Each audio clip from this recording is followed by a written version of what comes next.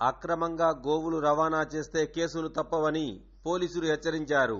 భద్రాద్రి కొత్తగూడెం జిల్లా పినపాక మండలం ఏడుళ్ల బయ్యారం క్రాస్ రోడ్లో ప్రత్యేకంగా ఎస్పీ ఆదేశాల మేరకు చెక్పోస్ట్ ఏర్పాటు చేశామని హెడ్ కానిస్టేబుల్ దిలీప్ తెలియజేశారు.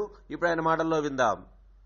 యాక్చువల్గా ఇప్పుడు బక్రీద్ పండుగ ఈ నెల 17వ తారీఖున ఉంది కాబట్టి దానికి సంబంధించి ఎటువంటి ఆవులు కానీ గొడ్లు కానీ ఇట్లాంటి అక్రమ రవాణాకు గురవుతూ ఉన్నాయి.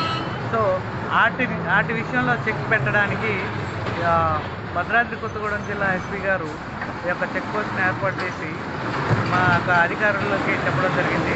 వారి ఉత్తర్వుల మేరకు ఇక్కడ బయ్యారం క్రాస్ రోడ్లో చెక్ పోస్ట్ ఏర్పాటు చేసి ఏదైనా క్లోజ్డ్ వెహికల్స్ డీసీఎంలు కానీ ఏదైనా పట్టాలు కట్టుకొని కానీ ఏదైనా చుట్టూ క్లోజ్డ్ వెహికల్స్ ఉంటాయి కదా, ఆ వెహికల్స్ అన్నింటినీ ఆపేసి మనం చెక్ చేయడం జరుగుతుంది.